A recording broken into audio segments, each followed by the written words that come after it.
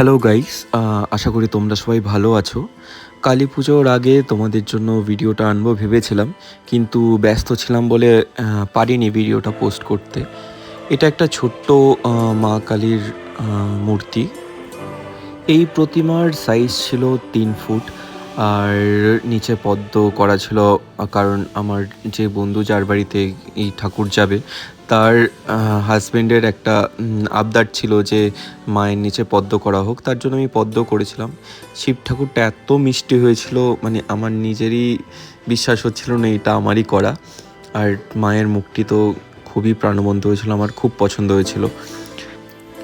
মায়ের অঙ্গরাগের পর এবার শাড়ি পরানো, ব্লাউজটা করলাম, আর তারপর হচ্ছে সাদা পাড় লাগিয়ে দিলাম। আর শাড়িটি খুবই সুন্দর। ও হচ্ছে অর্ডার দিয়ে শাড়িটা বানিয়েছিল, খুবই সুন্দর বানিয়েছে। আর তার জন্যই আমি যেটা প্ল্যান করেছিলাম, মাকে হচ্ছে থার্মোকলের যে সাদা গয়না হয় সেটা পরাবো। এবার পুরো হারটা পরলে বুকটা একদম ঢেকে যেত, তার জন্য আমি সেই বুক পাটাটাকে একটু কেটে মডিফাই করলাম। আর সাদা গয়নায় খুবই সুন্দর লাগছিল। তার উপর আমি আবার গোল্ডেন যে গয়না ছিল সেগুলো লাগিয়েছি। অপূর্ব সুন্দর এই মায়ের মূর্তিটি হয়েছিল। মানে আমার তো ইচ্ছেই হচ্ছিল না ওর বাড়িতে পাঠাতে, কিন্তু যেহেতু কথা দিয়েছিলাম তো পাঠাতেই হবে। আর তাদের মায়ের ইচ্ছা, হয়তো তার বাড়িতে মা এই রূপে যাবেন। ওরাও খুব পছন্দ করেছিল ঠাকুরটি। তোমরাও দেখো কেমন লাগলো জানিও।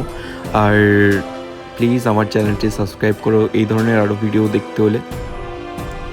আমার সাথে থেকো, এভাবেই তোমাদের ভালোবাসা দিয়ে যেও। অসংখ্য ধন্যবাদ ভিডিওটি দেখার জন্য। ভালো লাগলে অবশ্যই শেয়ার করো। কেমন লাগলো আবার বলছি, কেমন লাগলো জানিও।